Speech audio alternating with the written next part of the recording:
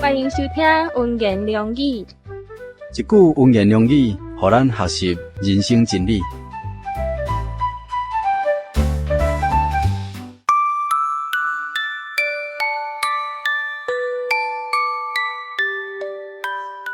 普天下同享摇花欢呼，恁当乐意侍奉摇花，当来向伊歌唱。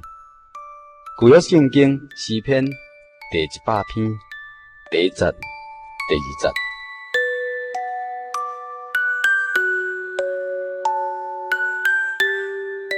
敬拜独一真神的以色列王大卫，伫旧约圣经诗篇100篇第1节到第5节，伊就是安尼讲：普天下同享自有应有的真神欢呼，恁当乐意侍奉自有应有的神，当来向伊歌唱。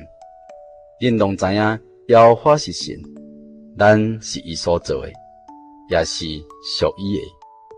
咱是伊的百姓，也是伊草场顶面的羊。应当爱称谢进入伊的门，当学乐进入伊的院，当感谢伊学乐伊的名，因为耶和华本为善，伊的慈爱存到永远，伊的信实直到万代。无毋对，会当人捌所服侍的独一真神，这是何等的宝贵啊！一个人捌神、属神的人，是何等的尊贵甲美好。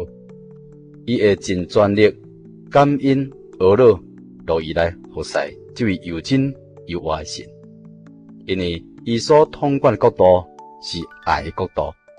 伊喜悦属伊的人呢，披着喜乐的衫来服侍伊。伊亲自监察服侍伊的人的心，喜乐服侍是内心的服侍，也是真实的服侍。真理的喜乐会当产生对神来的力量。伫神恩典救恩的欢乐中间，咱的确要刚强。喜乐服侍也敢若亲像轮机连心顶面的机油，愈转呢速度愈紧，煞愈骨溜啦。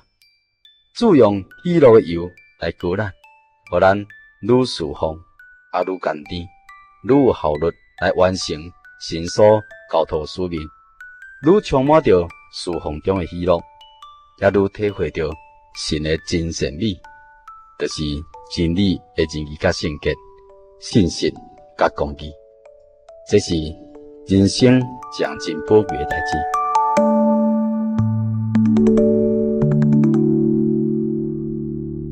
普天下同享耶和华欢呼，恁当乐意侍奉耶和华，当来向伊歌唱。